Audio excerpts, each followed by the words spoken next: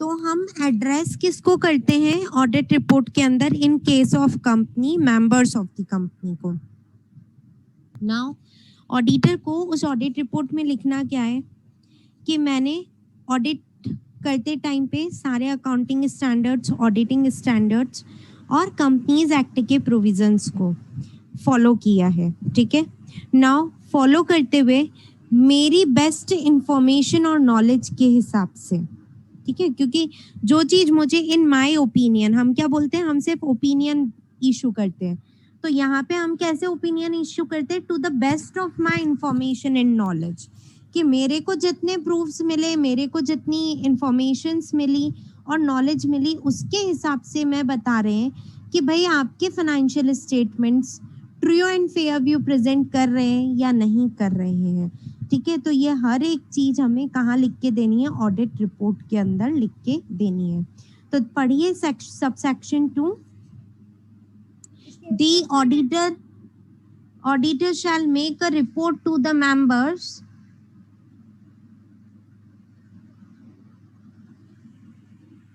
of the company on the accounts examined by him, ठीक है, and on every financial statements, जो भी उसने अकाउंट्स एग्जामिन किए हैं और जो भी फाइनेंशियल स्टेटमेंट्स देखे हैं उसने, which are required by or under this act to be laid before the company in general meeting, जो फाइनेंशियल स्टेटमेंट्स हमें जनरल मीटिंग के सामने रखने हैं, and the report shall, after taking into account the provisions of this act, the accounting and auditing standards and the matters which are required to be included in the audit report under the provision of this act, or any rules made thereunder, or under any order made under subsection 11, and to the best of his knowledge and information। यहाँ पे बहुत सारी चीजें दी हुई है आपको, क्या क्या मैंने सिंपल लैंग्वेज में बताया आपको। Accounting standards, auditing standards, companies act के प्रोविजंस और कंपनीज एक्ट के रूल्स, इतना याद रखना। एंड मेरी नॉलेज और इंफॉर्मेशन के हिसाब से, ठीक है, मैंने क्या किए हैं? रिपोर्ट बनाई है, ऑडिट रिपोर्ट बनाई है। ये ऑडिट रिपोर्ट और जो फाइनेंशियल स्टेटमेंट्स है वो किसके सामने रखे जाएंगे? जनरल मीटिंग के सामने रखे जाएंगे। ये तो सबको पता है, एजीएम के अंदर अप्रूवल होती है। तो वो financial statements give a true and fair view of the state of the company's affairs at the end of its financial year. True and fair view दे रहे हैं क्या? कंपनी के स्टेट ऑफ अफेयर्स का, यानी कि फाइनेंशियल पोजीशन का। And P&L and cash flow statement for the year and such other matters as may be prescribe.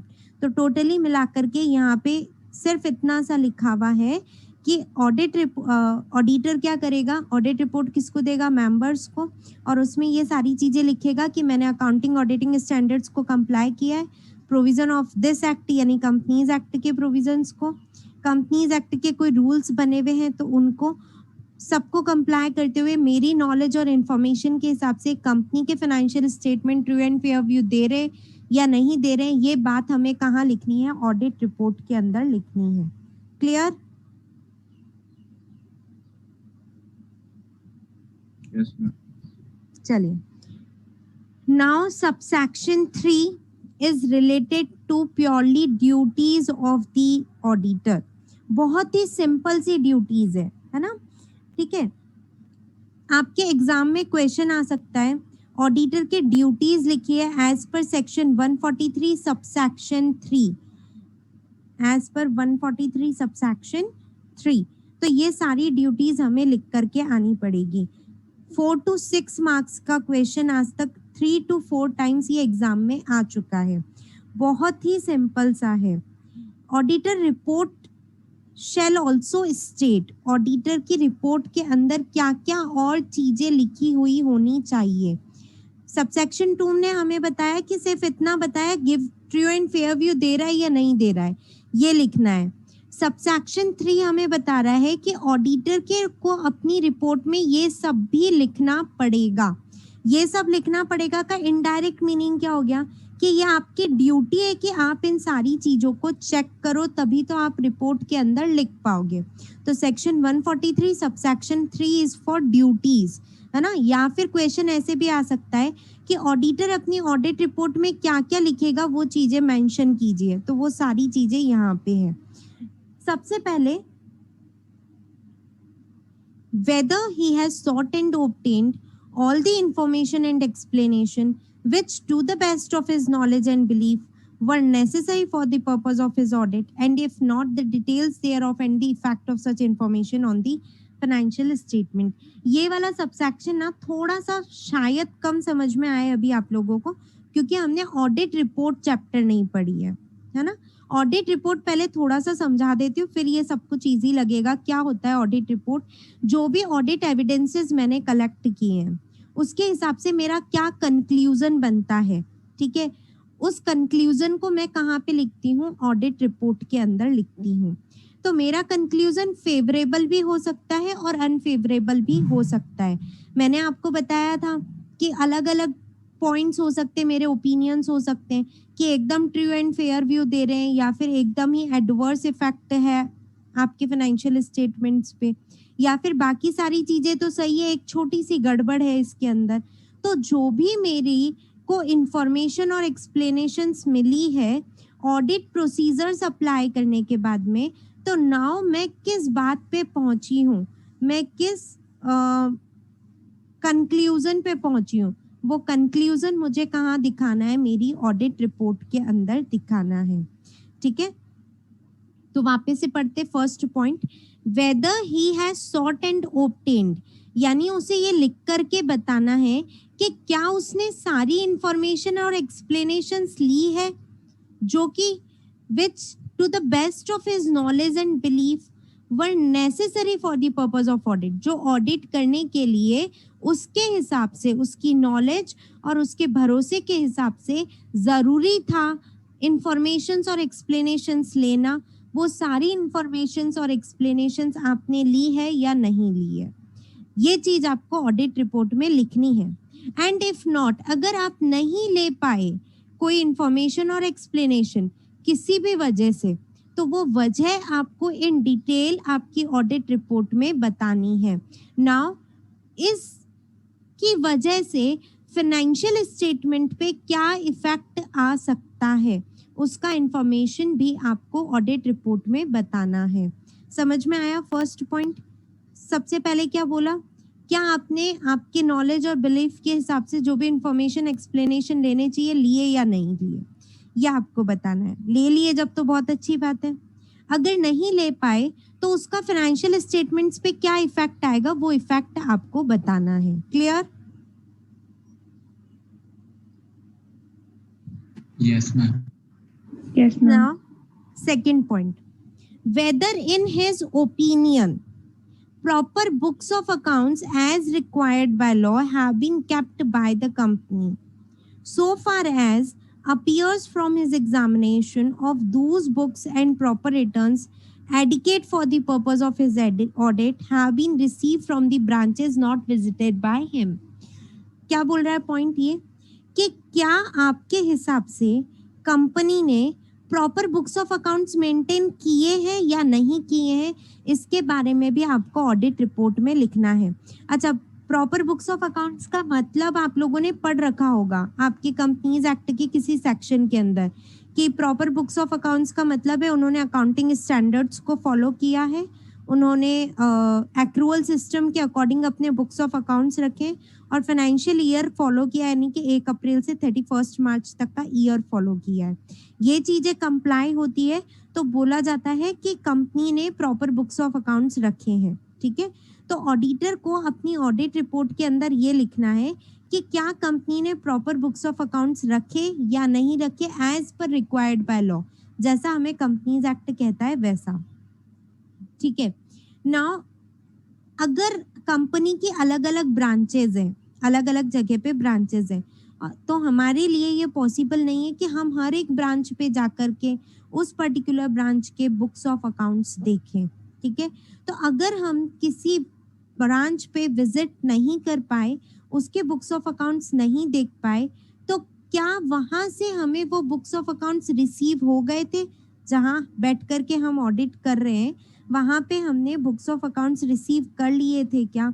हमें जो भी रिक्वायर्ड चीजें थी उस ब्रांचेस की जो हमने विजिट नहीं की है, रिटर्न्स वगैरह कुछ भी, वो सारे आपको मिल गए या नहीं मिले, ये सारी चीजें क्या करनी है आपको अपनी ऑडिट रिपोर्ट में मेंशन करनी है। Point number 2 clear? मैम 1 बताओ वापस। 1 सिंपल सा है कि आपने अपनी नॉलेज के हिसाब से ऑडिट एविडेंसेस कलेक्ट किए या नहीं किए। obtained all the information and explanations का मतलब है ऑडिट एविडेंसेस। जो भी ऑडिट एविडेंसेस लेने चाहिए थे आपको, आपने लिए या नहीं लिए। अगर नहीं लिए तो उसका क्या इफेक्ट है फाइनेंशियल स्टेटमेंट पे, ये चीज आपको ऑडिट रिपोर्ट में लिख के बतानी है। Okay ma'am. ओके, नाउ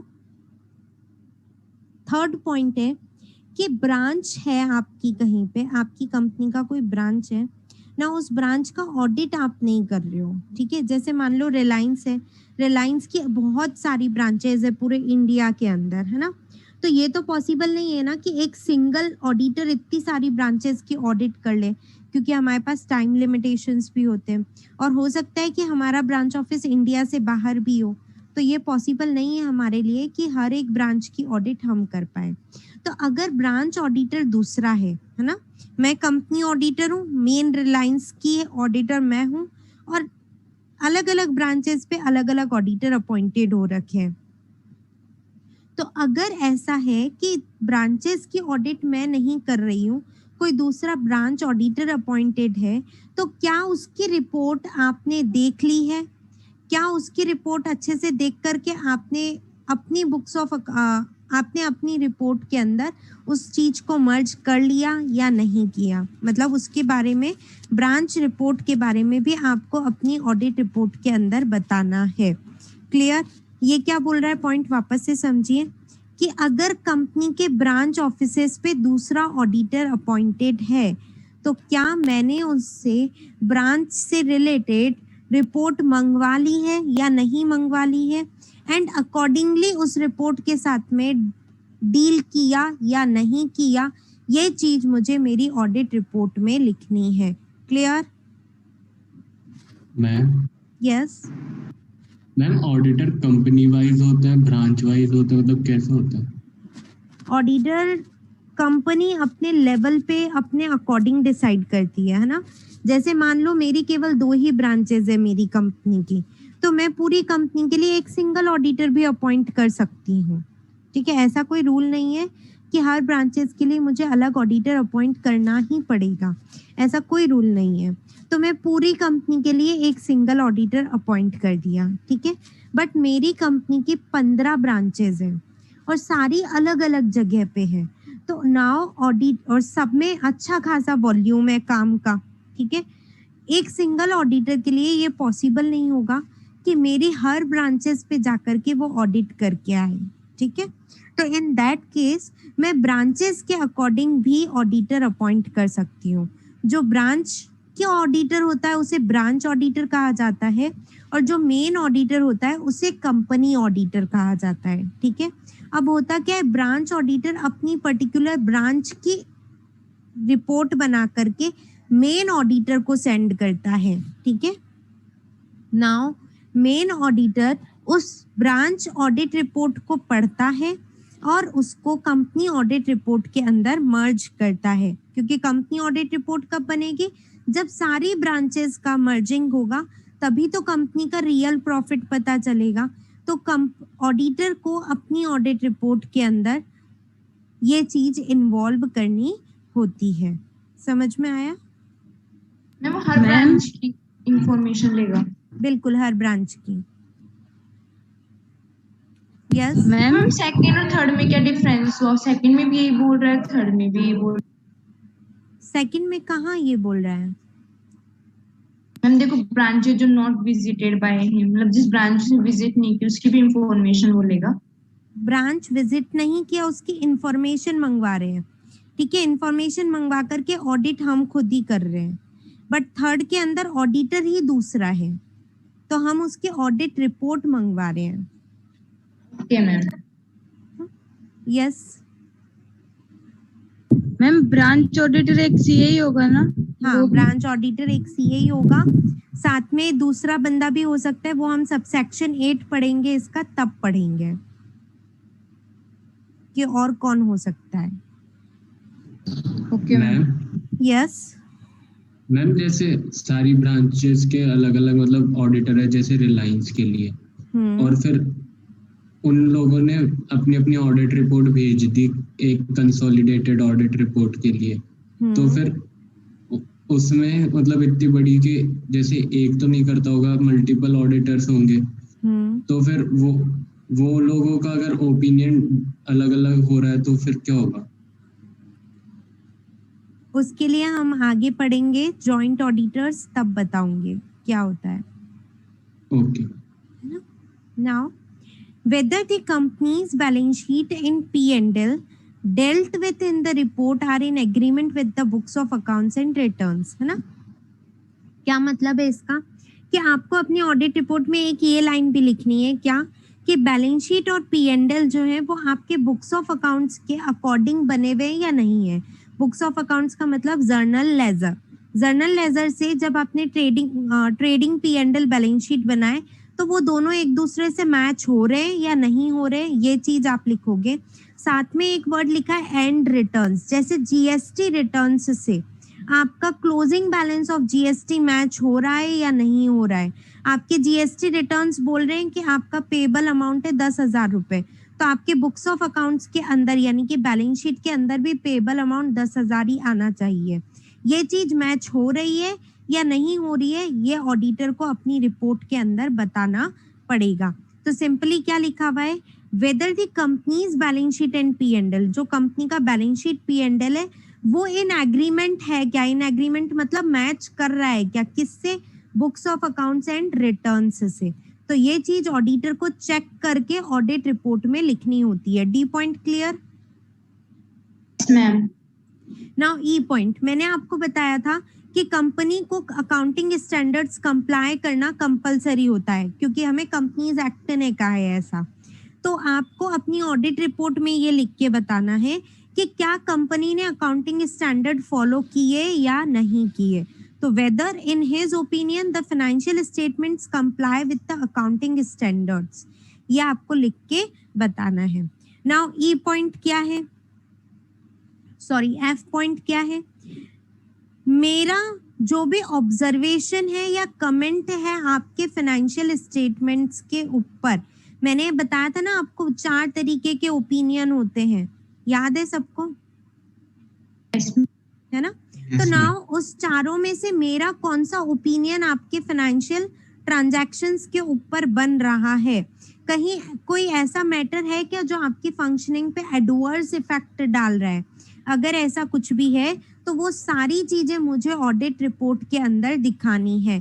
मतलब सिंपल एफ पॉइंट, 4 ओपिनियन बताए थे ना कि आपके financial statement true and fair view दे रहे, एक ओपिनियन। सेकंड ओपिनियन कि ट्रू एंड फेयर व्यू बिल्कुल ही नहीं दे रहे, सब कुछ मुझे गलत ही लग रहा है आपके फाइनेंशियल स्टेटमेंट्स में, तो मैंने कहा था एडवर्स इफेक्ट होता है इसका। थर्ड ओपिनियन की बाकी सारी चीजें तो सब कुछ सही थी बट एक चीज में मुझे गड़बड़ लगी। और फोर्थ पॉइंट की मुझे ऑडिट एविडेंसेस ही नहीं मिले। अलग अलग ओपिनियंस बताई थी ना। Yes ma'am. तो वो उनमें से आपका कौन सा ओपिनियन बन रहा है for your financial transactions, for the financial transactions of the company, वो ऑब्जर्वेशंस और उससे रिलेटेड कमेंट्स आपको ऑडिट रिपोर्ट के अंदर लिखने हैं। नाउ नेक्स्ट पॉइंट, डायरेक्टर की डिस्क्वालिफिकेशंस पढ़ी है? यस मैम, पढ़िए। तो ऑडिटर को अपनी ऑडिट रिपोर्ट में ये भी लिखना है कि कोई ऐसा डायरेक्टर तो नहीं है जो कि डायरेक्टर बनने से डिस्क्वालिफाइड है, मतलब हम उसको अपॉइंट नहीं कर सकते as per section 164, but he is appointed as director. So whether any director is disqualified from being appointed as a director under subsection 2 of section 164, ऐसा बंदा तो अपॉइंटेड नहीं है। इसके बारे में भी ऑडिटर को रिपोर्टिंग करना है अपनी ऑडिट रिपोर्ट में। Now H point, any qualification, reservation, adverse remark कुछ भी है मेंटेनेंस ऑफ अकाउंट से रिलेटेड आपके पास में, तो वो सारी चीजें आपको ऑडिट रिपोर्ट के अंदर देनी है। क्लियर, समझ में आ गया?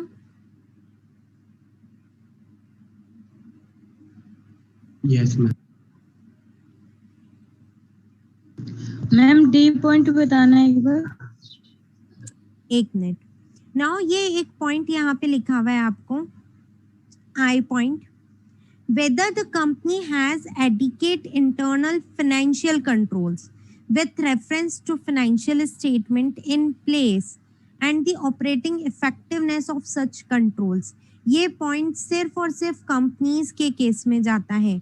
ऊपर के सारे पॉइंट्स है ना, नॉर्मली आपके लाइक डायरेक्टर वाले पॉइंट को छोड़ दो, बाकी जो नॉर्मल पॉइंट्स है, ब्रांच ऑफिस के पॉइंट को छोड़ दो, ये जो नॉर्मल पॉइंट्स है कि अकाउंटिंग स्टैंडर्ड कंप्लाई किए नहीं किए, ये सब नॉर्मल सोल प्रोप्राइटर और इनकी ऑडिट रिपोर्ट में भी जाता है।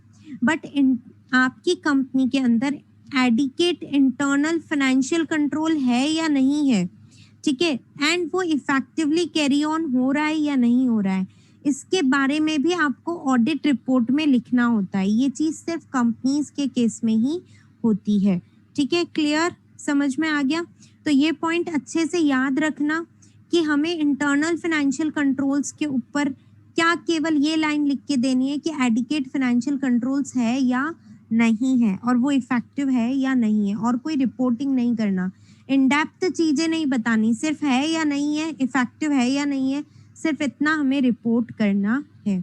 सारे पॉइंट समझ में आ गए?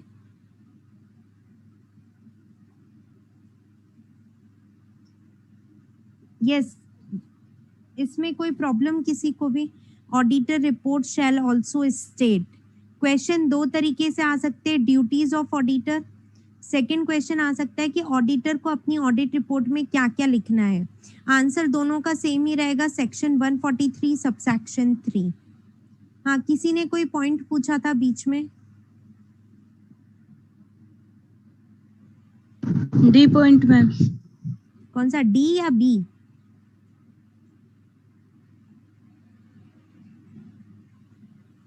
D ma'am, D. D, company के बैलेंस शीट और पी एंड एल जो है वो बुक्स ऑफ अकाउंट से मैच हो रहे हैं या नहीं हो रहे। लाइक लेजर का जो क्लोजिंग बैलेंस है वही बैलेंस शीट में क्लोजिंग बैलेंस लिखा है ना, ठीक है। जो रिटर्न्स के अंदर इंफॉर्मेशन जा रही है वो आपके जीएसटी अकाउंट से बिल्कुल मैच हो रही है ना। जैसे रिटर्न्स बोल रहे हैं कि जीएसटी का पेमेंट हुआ 10 लाख रुपए पूरे साल भर में, तो आपके बुक्स ऑफ अकाउंट्स भी यही बोल रहे हैं ना कि पेमेंट 10 लाख का हुआ। तो ये चीजें एक दूसरे से मैच हो रहे हैं या नहीं हो रहे हैं, ये चीज आप ऑडिट रिपोर्ट के अंदर लिखते हैं।